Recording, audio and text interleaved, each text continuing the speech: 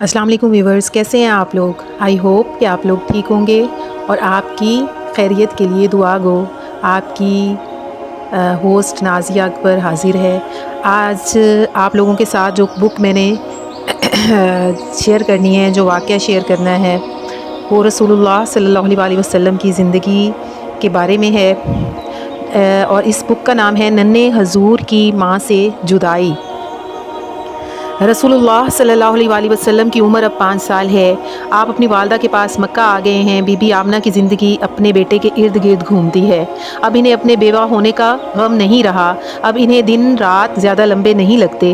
बेटा नज़र आता है तो सब परेशानियाँ भूल जाती हैं। प्यारा सा बेटा घर में चलता फिरता नज़र आता है। अपने दादा दादी चचाओं फुफ्फियों सबसे प्यार ले रहा है। अपने बराबर उम्र वाले बच्चों के साथ खेलता है। रसूलुल्लाह सल्लल्लाहु अलैहि वसल्लम के चचा हमज़ा आपके हम उम्र हैं।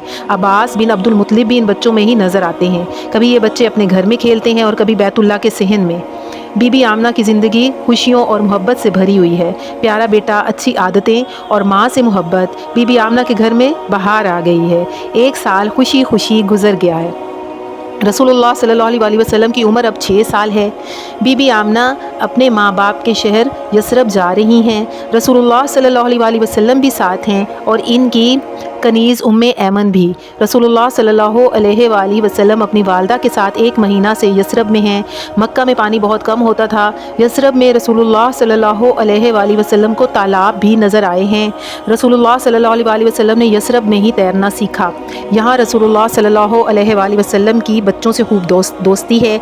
यसरब में बच्चे एक मीनार की चोटी पर बैठने वाले परिंदों को वहाँ से उड़ाकर खुश होते हैं। ये इन बच्चों की तफरीह है। रसूलुल्लाह सल्लल्लाहु अलैहि वसल्लम यसरब में रहते हुए वालदा के साथ अपने वालिद हज़रत अब्दुल्ला की कब्र पर भी जाते। वो यसरब के एक घर के अंदर दफन हैं। यसरब में 1 महीना रहने के बाद बीबी आमना ने मक्का वापस जाने का इरादा किया। यसरब से वापसी पर भी ये काफ़िला रसूलुल्लाह, बीबी आमना, कनीज़ उम्मे ऐमन और 2 ऊँटनियों पर ही मुश्तमिल है। एक ऊँटनी पर सैयदा आमना और दूसरी ऊँटनी पर रसूलुल्लाह सल्लल्लाहु अलैहि वसल्लम के साथ उम्मे ऐमन सवार हैं। काफ़िला अबवा के मकाम पर पहुंचा, जो यसरब से 222 किलोमीटर दूर जबकि मक्का से 264 किलोमीटर दूर है। तो बीबी आमना की तबीयत ख़राब हो गई। बीबी आमना को बुखार हो गया और तबीयत सख्त बिगड़ गई। उम्मे ऐमन बीबी आमना की खिदमत में मौजूद है और बेटा अपनी वालदा को इस हाल में देखकर परेशान है। अबवा में बीबी आमना के इलाज की पूरी कोशिश की गई, लेकिन इनकी तबीयत ना संभली और इसी बुखार में अल्लाह के पास चली गईं। वालिद पैदा होने से पहले ही अल्लाह को प्यारे हो गए थे और अब माँ जिसका प्यार अभी मिला ही था। रसूलुल्लाह सल्लल्लाहु अलैहि वसल्लम को अपनी वालदा के साथ रहते हुए अभी 1 साल ही गुजरा था कि वो भी साथ छोड़ गईं।